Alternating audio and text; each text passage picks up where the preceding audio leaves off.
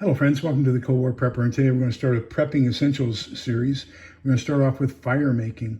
So these are several different ways you can actually start a fire or develop a flame to start a fire.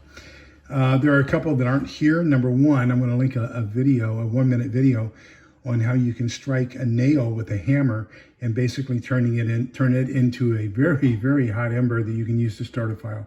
You can also use either a Fresnel lens or a magnifying glass and direct the sun's rays onto something flammable, some sort of tinder, start a fire that way. Of course, that's only good on sunny days. And then the third way is going to be flint and steel. I do have a flint and steel kit that I got from Dave Canterbury's Self-Reliance Outfitters. It's in my bug out bag and just didn't want to dig it out. So let's take a look at some of the other ways. We can use matches, either the large box or the small box. I prefer the Strike Anywhere matches. I just grabbed this box and it was on top. These are the Strike on Box matches. You can get waterproof matches in the camping area of most of the big box stores and Walmart and other thrifty outlet stores. You can make your own. If you get the Strike Anywhere matches and melt a little bit of paraffin, dip the head of the Strike Anywhere match into the paraffin about 1/4 inch beyond the actual sulfur area, and you've got waterproof matches that way. Then we also have the never-ending matches. So these just relight over and over again. Once you deprive them of oxygen, then they stop burning. We have lighters, all different kinds of lighters. So I like the long ones, keeping away from the actual fire itself. Of course, you also have the Bics, both sizes, the large and the small. And then Scripto and a couple others make their lighters the same. One of the things I don't like about these and storing these is this little thing here. When you depress it, you're actually releasing gas into the air.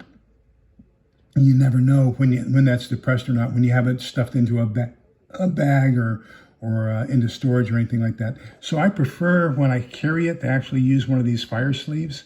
And this is basically a cover for your Bic lighter. Some of the advantages of this, it burns pretty hot. It's got the gas. Most of the time you can see how much gas is left in it because it's in liquid form.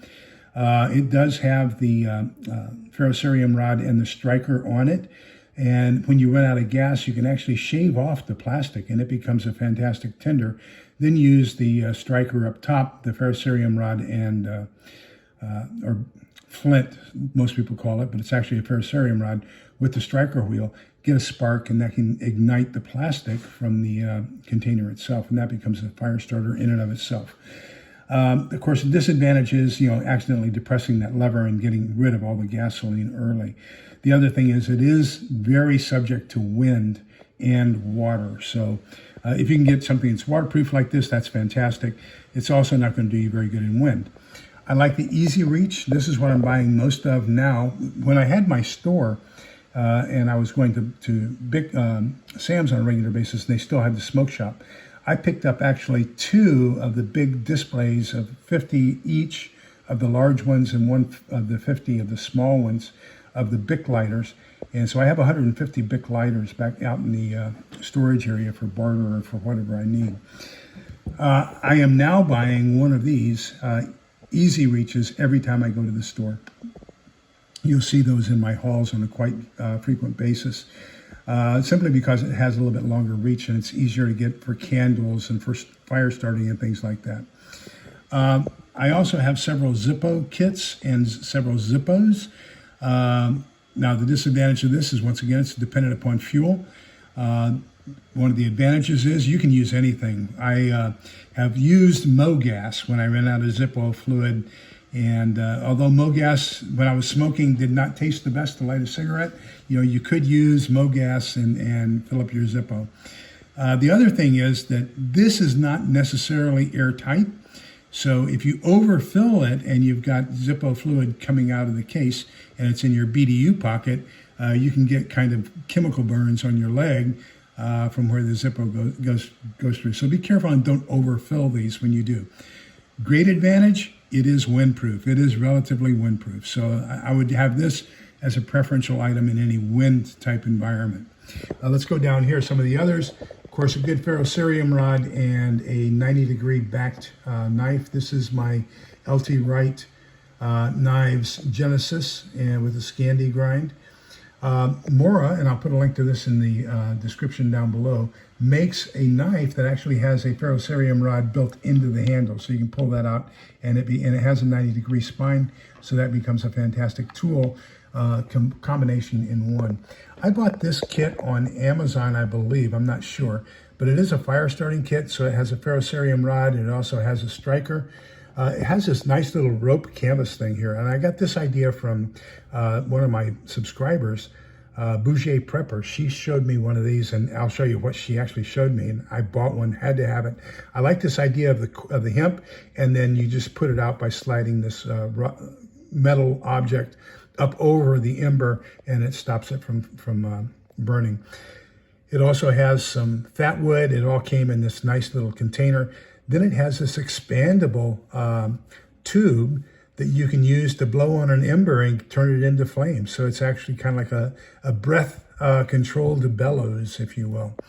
We do have magnesium and ferrocerium. So the outside, the silver part is magnesium, and that can be really good tender. You just scrape some off, then you use your steel and your ferrocerium rod here, get some sparks onto the magnesium, and that'll start a fire almost any time.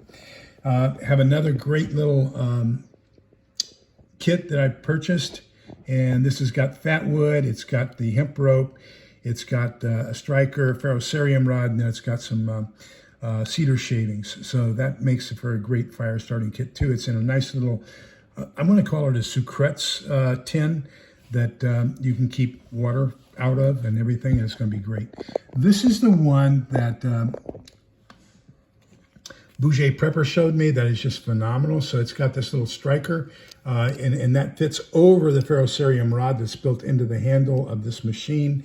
You got plenty of hemp rope. Once again, the same thing, the same principle. Once you pull the rope through, it's going to snuff out any fire. Plenty of rope, so you've got plenty of fire starting capabilities. Going back up into the Zippo area, these are Zippo's matches. So basically you unscrew this top here, you fill a couple drops of lighter fluid inside. It's got a striker, and then you've got your ferrocerium rod built in here. So as you're rubbing that across the ferrocerium rod, it lights the tinder that is actually the wick on this part right here, and that becomes a flame like a match that you can use to start a fire. So those are really nice to have in your kit as well. Now my favorites, of course, are going to be the torch flames. You just get really high intense heat. You can get stuff started real quick. And I've got two different forms of that. Then another one we have is we have the Exotech vacuum lighter. So basically you're pumping it and causing fire to start that way. My absolute favorite fire starters are my electric fire starters. So I have two of them, one by Explorer and one by Frog & Company. Now Frog & Company, the advantage to it is that when you open this, it's got, instead of having the flame discharging off to the side, if I can get it open one-handed, let me see if I can do this. There we go. Instead of the flame coming off to the side, the flame actually, or the contact points are at the end, which is really fantastic for starting a fire. The other nice thing about this one is it's got a flashlight built in, and both of these are USB rechargeable. So we can open this one up. I'll show you the difference between the two. So like I said, the other one, the Frog & Company is on the end. This one is kind of internal. So it's a little bit harder to get. You have to put the flammable object into this in order to get it caught, whereas this one, you just use it up against it. Both of those are USB rechargeable, which is fantastic because that provides you with an endless supply of flame. So that's fire starting, and several ways that I'll be starting fires in a post-apocalyptic event. Get these, pick one up every time, pick up one of these packages of matches every time you go to the store. Pick up a lighter every time you go to the store. And I think if you do those two things, you're going to be pretty well off. So remember, we're all in this together, so we can come out the other side together. Please be kind, polite, and respectful to each other, because togetherness is the key. Take care. Bye-bye.